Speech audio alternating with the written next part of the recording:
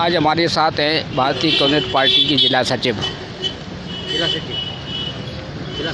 तो काटना जरा, काट दो उसको। हैं भारतीय कम्युनिस्ट पार्टी के जिला सचिव संजीव राजपूत जी।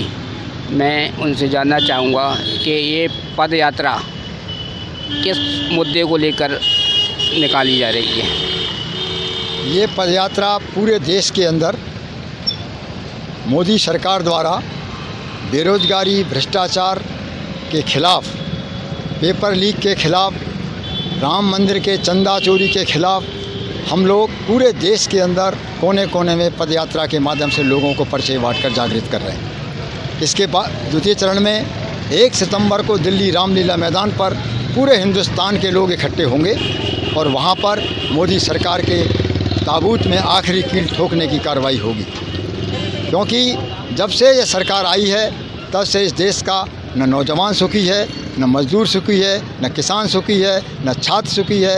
बेरोजगारी असम बढ़ गई है। इन सब मुद्दों को लेकर पार्टी संघर्ष के मैदान में है। आज शहर में युवा शहर की मांगों को लेकर भूख हड़ताल पर बैठे हैं, इसके लिए आप क्या कहना चाहेंगे? मैं उन युवाओं का तहे दिल से समर्थन करता हूं और 14 अगस्त को हम भी नगर पालिका का घेराव करते हुए अपने पार्टी की ओर से और उन युवाओं का मनोबल बढ़ाएंगे और उनको साथ के हम कंधे से कंधा मिलाकर लड़ेंगे। तो ये यात्रा आपकी अभी कहाँ से प्रारंभ होगी और कहाँ ख़त्म होगी? अभी ये हमारी पार्टी ऑफिस से जाकर आम चौराहे डबरा के फाटक की तरफ पूरी भूमि है। कल के दिन फाटक उस तरफ जाएगी और परसों के दिन अम्बेडकर चौक से एक विशाल जुलूस आएगा जो नगर पालिका पे घेराव करते हुए अपने नगर की समस्याओं को लेकर। तो ये 6 से 14 तारीख तक है? हाँ, 6 से 14 तक पूरे देश में चल रही है। और दिल्ली में 1 सितंबर को हम लोग सारे देश के लोग इकट्ठे होकर रामलीला मैदान पे एक बड़ा कार्रवाई करेंगे, आंदोलन करेंगे।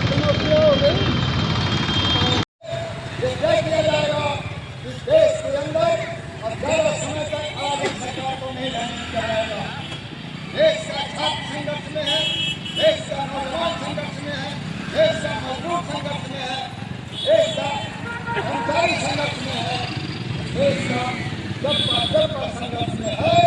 लेकिन कुछ लोग देश की पूरी संपदा को विदेशों में संपन्न करना चाह रहे हैं। ये देश का लूट का राज मचा रखा है। इसके खिलाफ हम 1 सितंबर को पूरे देश को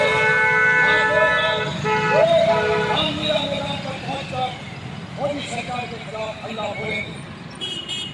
साथियों, इसी के साथ मध्य प्रदेश की सरकार, जो मध्य प्रदेश के साथ साथ हमारे डबरा नगर पालिका में भारतीय जनता पार्टी की सरकार, विधानसभा में भारतीय जनता पार्टी की सरकार, लोकसभा में भारतीय जनता पार्टी की सरकार, ये लोग कहते हैं डबल इंजन की सरकार।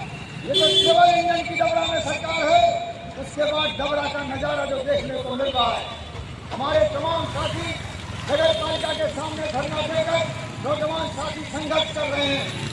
मैं उनको संघर्ष को सलाम करता हूँ और एक बात और कहना चाहता हूँ, जितने भी लोग सत्ता के नशे में चूर हैं, हम 14 तारीख को इस नगर पालिका का घेराव करेंगे भारतीय कम्युनिस्ट पार्टी के नेतृत्व में। रोक ना सके तो रोक लो, क्योंकि भारतीय कम्युनिस्ट पार्टी इन नौजवानों के समस्याओं और डबरा नगर की समस्याओं के साथ है। साथियों, ये डबल इंजन की सरकार को हमारी जन कार्रवाई के संघर्ष के साथ इनको बतलाना होगा कि आप भ्रष्टाचारी, आप मुझे लेखरानी, आप मुझे डबरा शहर के साथ सौदेला व्यवहार, इनकी सरकार पूरी भारतीय जनता पार्टी की नगर पालिका, भारतीय जनता पार्टी की विधानसभा, भारतीय जनता पार्टी की लोकसभा के बाद डबरा की दुर्दशा के लिए कौन जिम्मेदार है? उन जिम्मेदार लोगों के खिलाफ इस मैदान लड़ाई होगी। शोक पर मैं डबरा नगर के वासियों को विश्वास दिलाना चाहता हूँ कि देश की सबसे पुरानी भारतीय कम्युनिस्ट पार्टी कभी इस नगर पालिका में बराबर का हस्तक्षेप रखती थी, तब इस नगर पालिका में भ्रष्टाचार नाम की चीज नहीं। आज वो वाटरवर्क जिससे पानी की सप्लाई होती है, वो उसी समय जब भारतीय कम्युनिस्ट पार्टी इस नगर पालिका में थी, उस समय ही जब बना हुआ वाटरवर्क आज तक चल रहा है। भ्रष्टाचार की भेंट चढ़े डबरा नगर पालिका के खिलाफ भारतीय कम्युनिस्ट पार्टी 14 तारीख को घेराव करके और इनको ज्ञापन के माध्यम से अवगत कराएगी और दिल्ली रैली के बाद और इन साथियों का हौसला बुलंद करते हुए मैं कहना चाहता हूँ, आपके साथ डबरा की जनमानस है। बाढ़ बाई बाढ़ आपके प्रतिदिन लोग आएंगे। हम भारतीय कम्युनिस्ट पार्टी के बाद कमेटी के लोग आपके धरने को समर्थन देंगे। इस बात का हम आश्वासन भी देना चाहते हैं।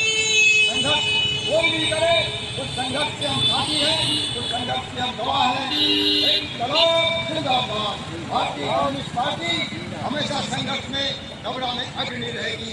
जय हिंद, जय भारत।